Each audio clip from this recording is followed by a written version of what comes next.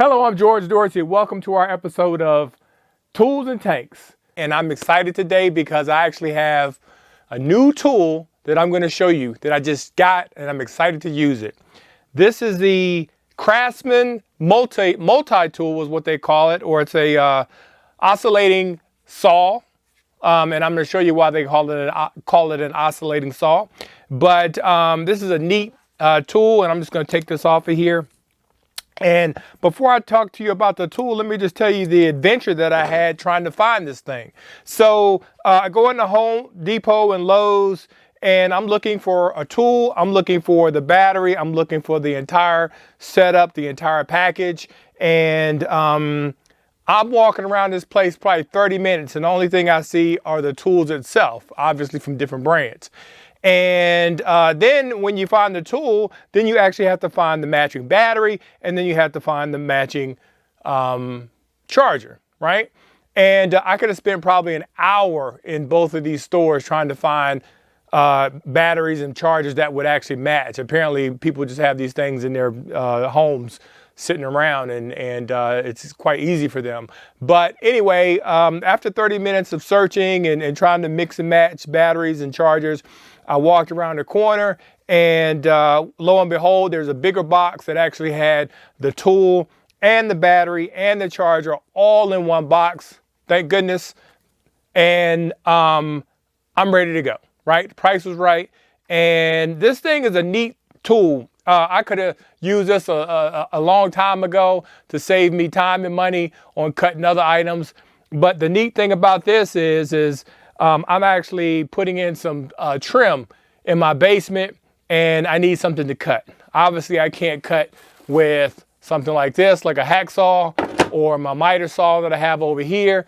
But this actually allows me to get into, pretty difficult places to cut things. So, like I said, this is the tool. And the way it's used is this is the variable speed control. So on this particular unit, this is a Craftsman. It goes from 1 to 6. On some other brands, it actually starts from 0 to whatever, right? It starts at 0. When you turn this thing on, it's ready to go. Here's an actual lever that you squeeze, and it exposes the teeth. And I'm going to show you that close up. And what else we got? Along with the multi-tool, you get a number of things. You get a nice handy dandy bag. Not that I'm going to be carrying this around, and then you get the instructions. Not that I read the instructions fully. I did read some things. And then you get tools. Got to have more tools, right? Or attachments. These are the blades that actually go on the multi-tool. And then you get a doohickey. That's what we call them, where we're from, or where I'm from. I call it a doohickey. What the official name is, I have no idea, but it looks like a doohickey. So anyway, this actually attaches to the multi-tool as well. And what you get in this bag is you actually get a variety of different grits of sandpaper that you can actually pull the backing off, expose the adhesive, and then stick this onto your doohickey. So anyway, I'm going to show you.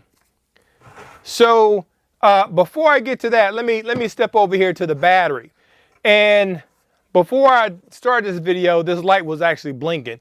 Way down in the fine print in the owner's manual, it'll have some guidance or instruction about what these lights mean. I still don't know what this light means, but I do know what this one means. And this is a green light, and when it's blinking, it's telling me that the battery is not fully charged, so I know I need to charge it. So when you first get your multi-tool, that's going to blink green. Now it's a solid green, it's ready to go. So while it's ready to go, let's go. So I'm going to pull this out. As you can see in the charger, there's 4 prongs there. It lines up and slides right into these 4 grooves. We're going to replicate that, and we're going to slide it right into these 4 prongs here. Slides here. Click. Boom. Right? So what I also get with my nice red tote bag, along with the instructions in the charger, is I get some attachments. So this is an attachment or blade for wood. You know how I know? Because it says wood. Tools for dummies. So here, this one says wood and metal. How do I know? Wood and metal. Again, tools for dummies. But I'm still trying to figure out why this one is only wood and why this one's only wood and metal. I need to do some research because the teeth are identical and they just seem to be identical. So, and the neat thing about this tool is the blade or the attachment doesn't need to be placed straight forward or at 180 degrees. I can turn it over to 190, which is what I normally do, especially in this corner that I'm working in. So what I do is I just squeeze this lever, it exposes teeth, and then I just slide that right in there. And there it is. Snug as a bug in a rug. You don't know that one? Okay. So anyway, that's that. And then what I'm gonna do is I'm gonna talk about the cutting, right? Because in the book it talks about plunge cutting, and that's tricky, right? So plunge cutting is just as it says, plunge. So boom, just plunge right in there, right? The issue with that is that this thing vibrates. And even on 1, it's a pretty good vibration, right? At 6, it's loud and it really vibrates, which makes a plunge cut somewhat difficult. So what I like to do before I start my cut is I just want to score the line, right? So I have this trim here and I'm going to score it first, right? And then I'm going to just, put my blade, and I'm only really going to use this edge here. I'm not going to use the full length of the blade. I'm actually just going to use this edge so that I can just angle it and then score it, right? So I'm going to demonstrate that here in a minute, and then I'm going to give you some tips and pointers on that. So before I do that, let me pull out my my glasses here. Sometimes when I don't have these glasses, because I got several pair of these, I use these. These are my KRs, right? You know what KRs are? Kurt Rambis, remember him? He used to wear those goofy goggles. Well, dollar store specials, KRs right here. But I'm gonna put the KRs away because I did run upstairs and I got my glasses. Actually, I use these to shoot too. But anyway, I'm just gonna put those on. And I have this locked down, and actually let me do this because I actually cut through my table, which I need to replace. And I'm just gonna put a little bit of metal on the bottom here, just so I don't cut through.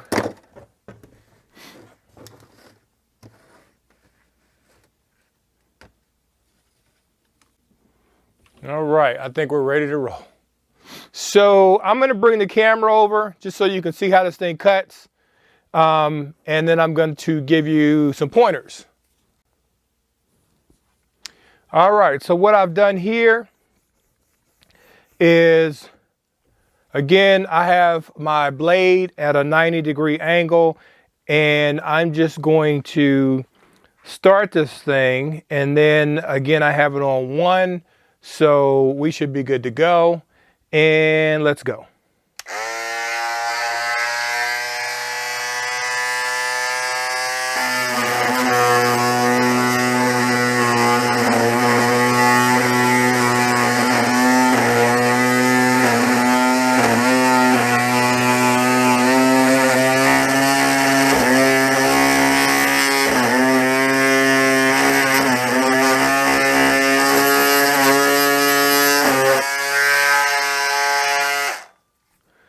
So as you can see, I got a nice little line here. The only thing I did was score it And now I can do a couple things, right? Now that I have this nice line, I can, because of the vibration in this thing, I can continue to, keep it at 1 and just use that edge to get a little deeper cut. And then I can go in and do a plunge cut, right? But again, if I wanted to speed this up, if I had this on 6 and I turn this thing on, it's gonna be hard to get that blade in that little line right there, right?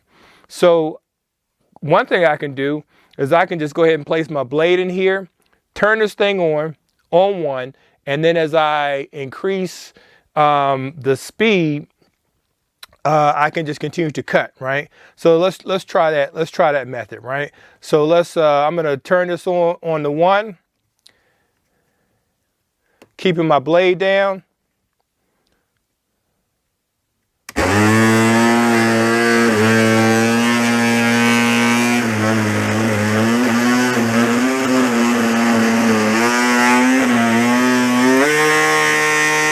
Now I'm turning it up.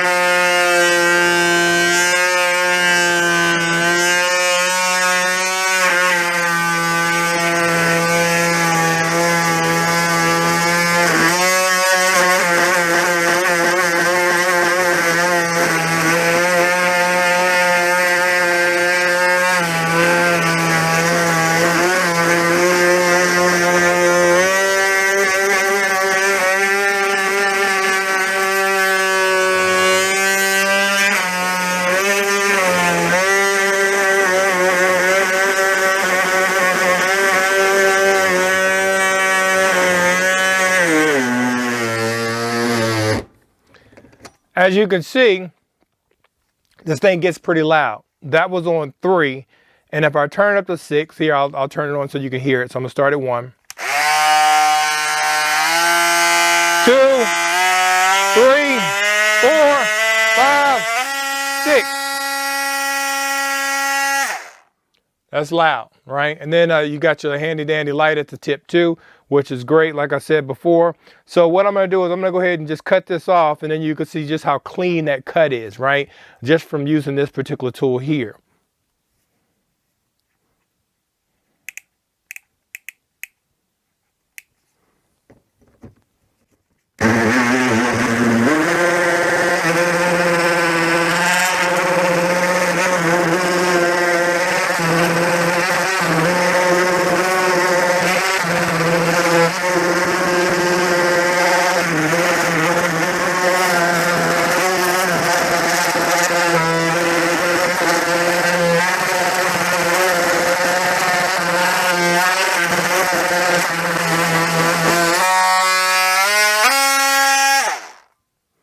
Boom.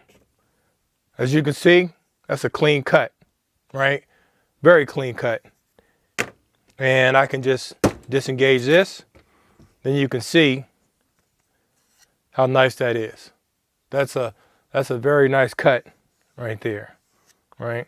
Only took me a few minutes to get through that. Obviously I started out as 1.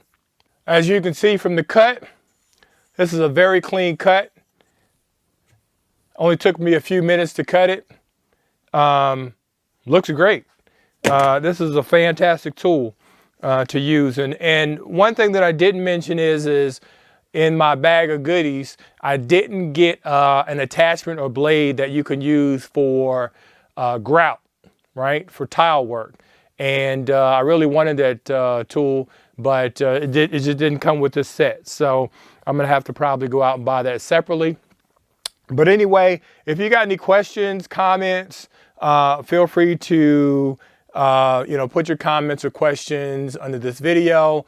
Don't forget to subscribe. I got plenty of other work I'm going to be doing. I got plenty of DIY projects that I do in this house. This is my first house that I've actually had that I can actually do some work on, which I'm excited about.